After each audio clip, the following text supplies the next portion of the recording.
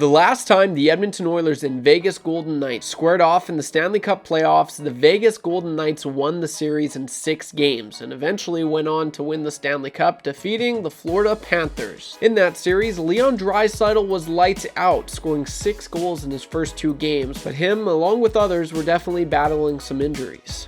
Speaking of superstars, Connor McDavid notched 10 points in the 6 games with 5 goals and 5 assists, and the Oilers' power play in that series, albeit short, was clicking at a 39.1% rate, which is exceptional. One last stat to come your way: the first and only time these teams met in the playoffs, the Oilers held a lead in every single game of the 6-game series. But ultimately, it wasn't enough. Obviously now, 2 different teams with 1 goal on their mind. The question is, who will take it this time?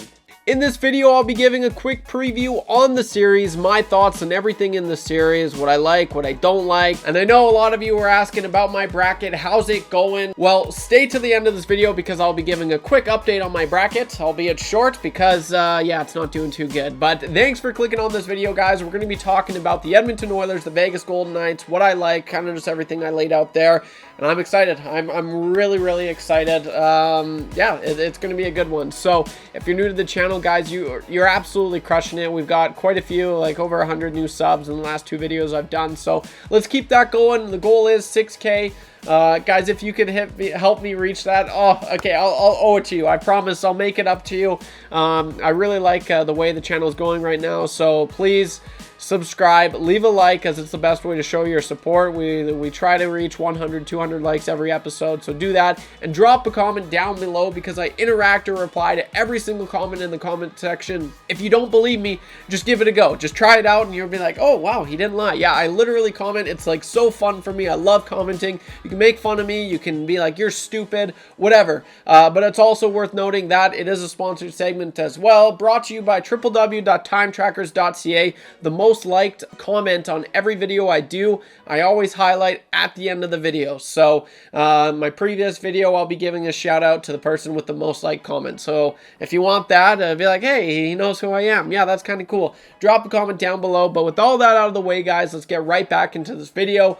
Oilers, Golden Knights, here we go, baby. And yeah, I'm pumped. First and foremost, I just want to say, are you guys nervous? I know a lot of my demographic here are Oilers fans. How are you guys feeling? Are you nervous? And so I was kind of labeling off those stats just because, and it was just because it's fun. It's fun to look back at that. None of those stats mean anything really. I just wanted to look back and be like, this is kind of just give you an update of what happened, because a lot of people may not know. Maybe they weren't an Oilers fan, but yeah, the Oilers did in fact have a lead in every single game.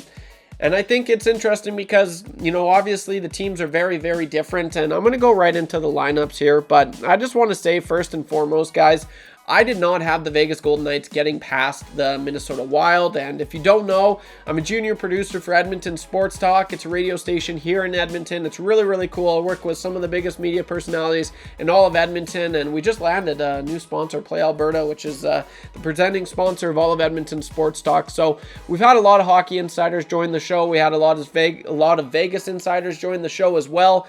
And it's been very interesting to hear what they have had to say. And I know I had the Minnesota Wild taking it in 6, I believe, over the Vegas Golden Knights. That did not happen. A lot of people are like, wow, why'd you say that? That's so stupid. Why'd you say that? Well, to be honest, guys, like this Vegas team, and I kind of said it in the preview there, you know, both teams are different from last time these 2 teams met in the playoffs. But in the Golden Knights in particular, I thought, you know, the year that they won the Cup, they were the best team in the league. You know, they were a wagon. They had depth. They had heavy hockey. They had, you know, goal scorers. Their defense was stellar. Goaltending was just superb. But I don't think you can really say all that for this year's Vegas Golden Knights team. And I know they have a lot of good names. They got a lot of big pieces still, but I don't know. Whenever we brought on the Vegas Golden Knights insiders, a lot of them have been like, you know, I don't really know how they are first in the Pacific. They've lucked out on a lot of games. There's really no identity to this team. When it's going tough, there's no flow. They're hard to watch. And so I was basing my opinion on the Wild beating them with regards to what people were saying, a lot of the insiders. But also I just thought the Minnesota Wild, a lot of people forget, to start the season, they were 1-2 in the league, right behind the Winnipeg Jets. And then they obviously got very unhealthy. They got healthy right before playoffs. I really do think that was their series. Like, I think they, honestly, they beat themselves in that series, in my opinion, but that's kind of what I was going off of. A lot of people have just, they haven't been as big on the Vegas Golden Knights, and I know there's some people that are actually really big. PK Subban, I mean, he picked them to win the freaking Stanley Cup this year, but his bracket in the first round, he went 2-8, I believe. He did not, or 2-6, whatever it is. He got two series right, which if you're an NHL expert, I mean, anyone can really do that. That's not that good. Mine was pretty bad, but I did better than him. Does that mean I'm smarter? Does that mean I'm more of an expert? Maybe. I'll let you decide. So that's my thoughts. And one thing I keep on going back to, Matt Boldy, who, what is he, a second year, third year? He's very young. He's very new into the NHL, and yeah, I mean, he's very talented. Obviously, he played for the US of A for the Four Nations face-off this year. He's lights out. He's going to be a stud. The Minnesota Wild definitely have a good one in him. But, I mean, Matt Boldy and Kirill Kaprizov, there was no stopping them. The Vegas Golden Knights could not stop those two. And I'm sorry, as good as they are not Connor McDavid and Leon Draisaitl. And at the end of the day, I watched every single series during the playoffs, and there's not, like, when the teams are really, really going, and maybe it's my Oilers bias coming out because I do watch them more than any other team for sure. It's not even close, but I don't know, like, when the Oilers are really, really going, and they're unbeatable. I keep saying that. It's just, it takes them, for whatever reason, it takes them a while to get to that gear, and it's very frustrating. So that's my 2 cents there. But you know, when they are going, the Vegas Golden Knights are going to have a super hard time beating them. They just are. And Connor McDavid, like I said, in the playoffs, he brings it up. So does Leon Draisaitl. But the depth for the Oilers, they really, you know, they came through. And when they needed them, the team, I said in my last video, what does that do for Connor McDavid and Leon Draisaitl when they're sitting on the bench? You know, they're looking out there, Trent Frederick scores. Like, that is just extra motivation, and there's more fuel in the tank for those two players where they don't really have to give it that, you know, 5th gear, 6th gear, whatever, until the 3rd period. Sometimes they don't have to give it at all, and that was what you saw.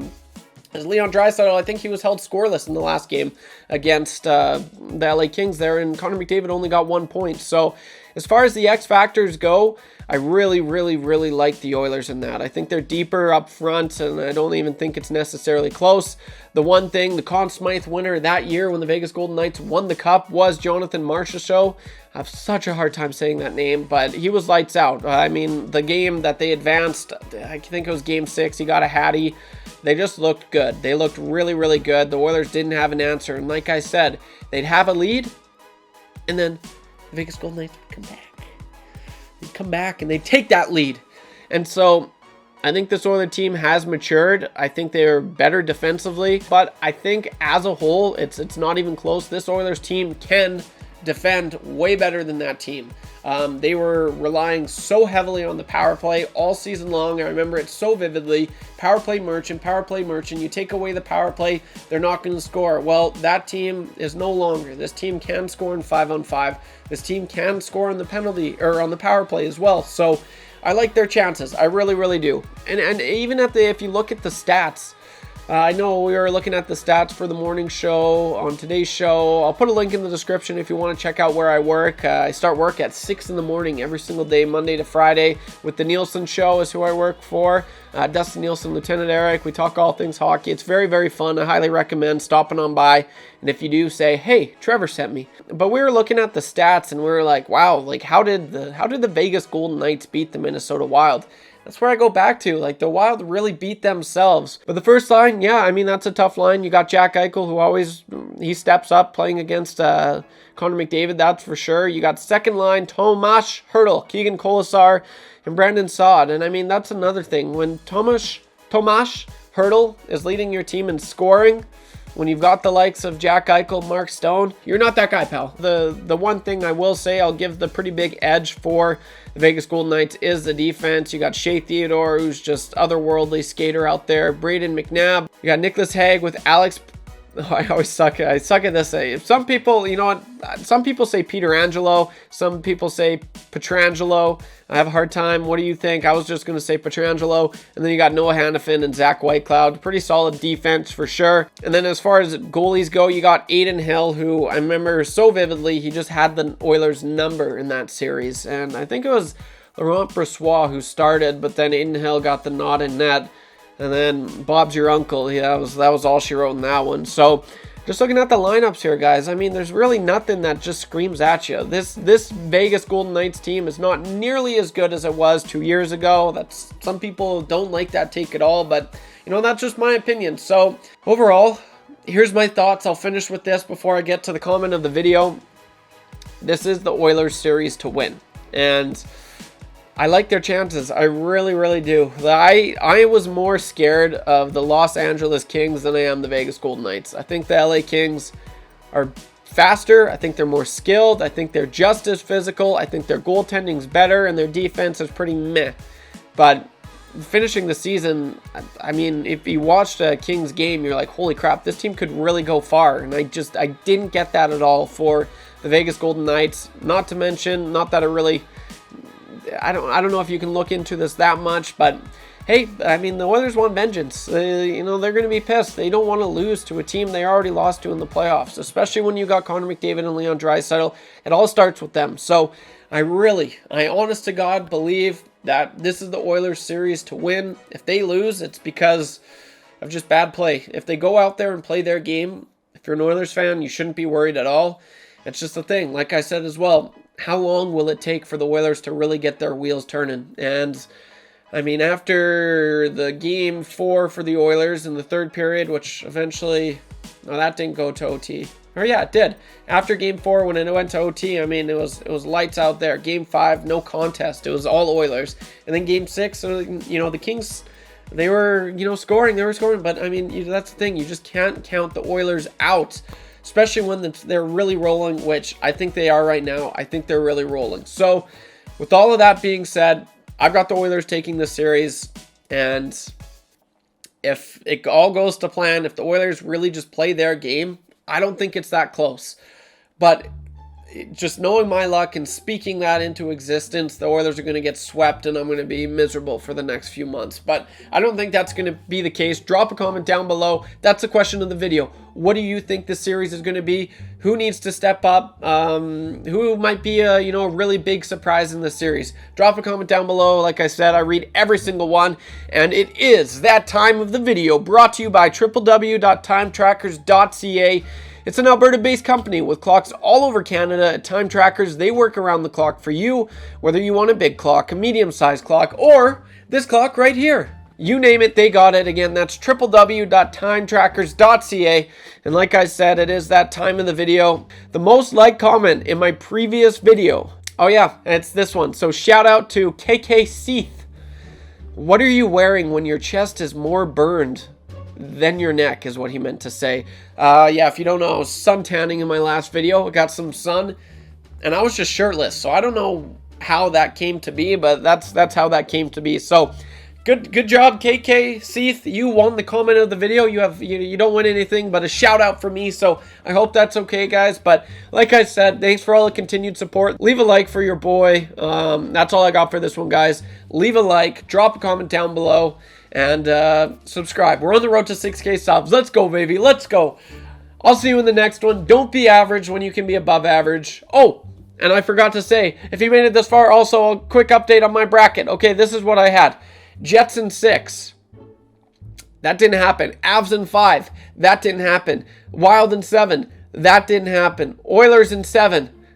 That also didn't happen, but at least I got the Oilers, and I got the Jets as well. Toronto in 7, that didn't happen. Lightning in 6, yikes. Caps in 5, which I got. Hurricanes in 6.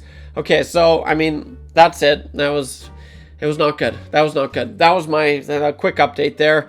Yeah, that's the way she goes. Not too happy with, but whatever. Okay, that's all I got, though. Okay, take her easy, guys. Have a good one. See you in the next one. Don't be average when you can be above average. Peace. Ooh.